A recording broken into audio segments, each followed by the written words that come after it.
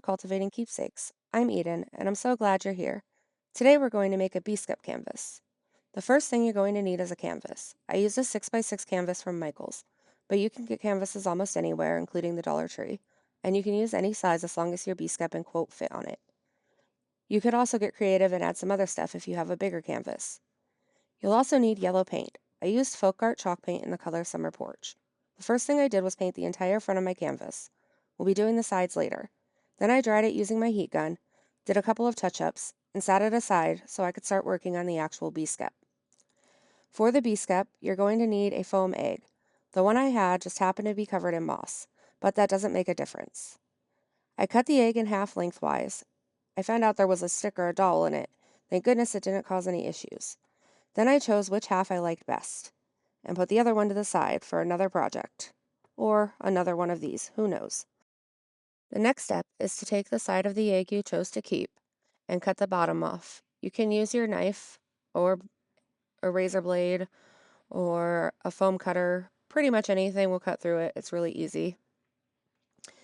Then next, you're going to need some twine. I chose to use a thicker twine, but you can use whichever twine you have, or even a thin rope would work. I put a good amount of hot glue on the back near the bottom to start my twine, then used glue along the first rotation of twine. I then continued wrapping my egg in twine, but only used glue every few rows or so to stop it from unraveling. When I got to the top of the egg, I had to use glue for the entire top so it would stay.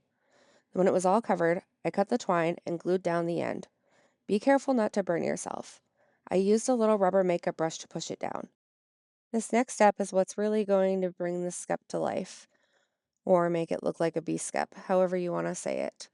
What you're going to do is take your hot glue and make a circle on the front of your egg. Then you're going to lay down your twine into that circle of glue so that you now have a twine circle. Cut off the end and glue it down.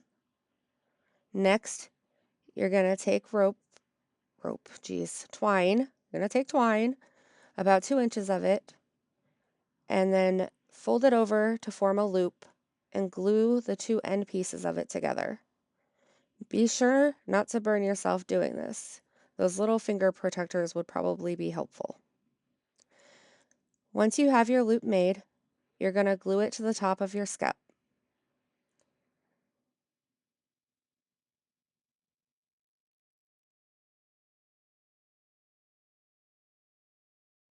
Yep, still messing with it. All right, yeah, now you're going to glue it to the top of your Skep. Just like that. Push it down real good, hold it for a second, that way you make sure it sticks. Cut off any excess or little pieces of twine sticking up. What you're going to need is black paint. I use Waverly chalk paint in the color ink, but really you can use any paint you want here. I then painted the inside of the twine circle we just made, so it looked like a hole for the bees to go in and out of, a bee door if you will. The next step is to embellish it. You're going to need some bees. Pretty much any bees will work, except the living kind. You just hot glue the embellishments on. There I am, gluing my little bee on. I also decided to put a sunflower on it. I put it up by the loop at the top of my Skep, just for an added touch.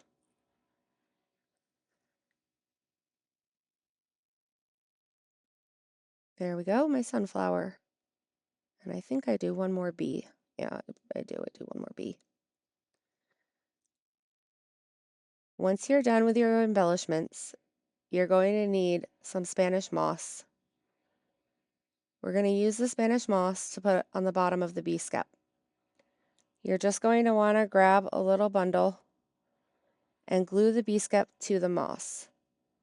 I recommend pushing the Skep down into the moss rather than trying to push the moss up into the Skep. Then you're going to want to hold it for a minute, well, probably like 30 seconds. That way you know it's good and stuck on there. Then you cut off whatever stray long pieces you have sticking out. Just make it look the way that you want to. Then it's time to put our Skep to the side and bring back out our canvas. Any minute. Nope, we're gonna cut that off first. Then I remember we're gonna clean up our mess. Then we get our canvas out. I chose to use a silkscreen stencil with the quote, "Let it be." I cut the stencil out, but get creative here. If you don't have a silkscreen stencil, you could use vinyl if you have a cutting machine. That would work great. Stickers.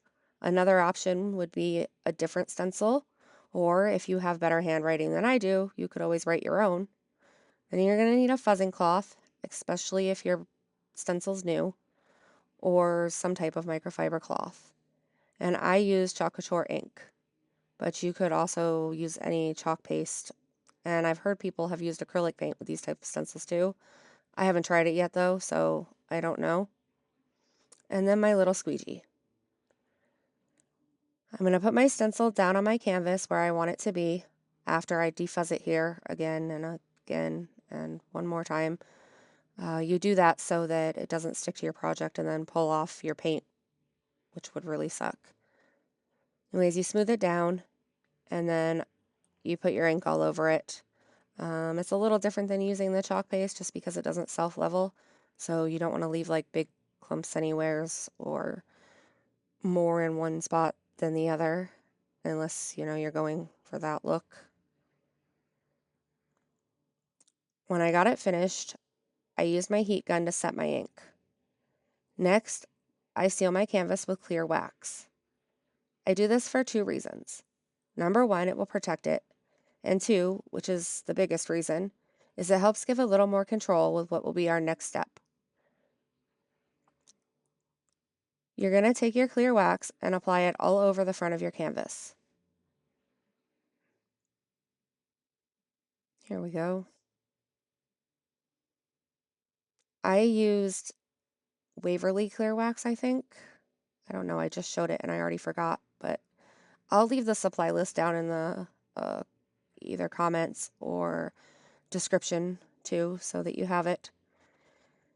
And then we go to our next step, which is our dark wax. I used Waverly Antique Wax, but again, you can use any dark wax. Whichever you have on hand will do the job. I applied the wax all over the front of my canvas, occasionally wiping it back away with a wet wipe. So I would put it on, wipe it a little bit, put it on until I got the look that I wanted. And you can see me doing that there.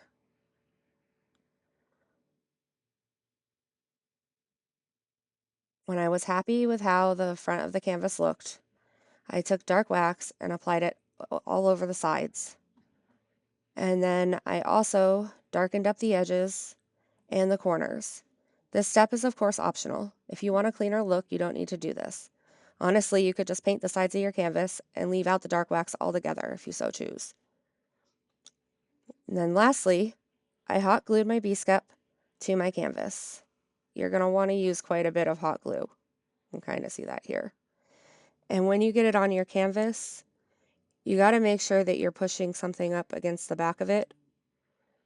Otherwise, it doesn't really stick onto it because the frame blocks you from pushing it down onto the table or whatnot.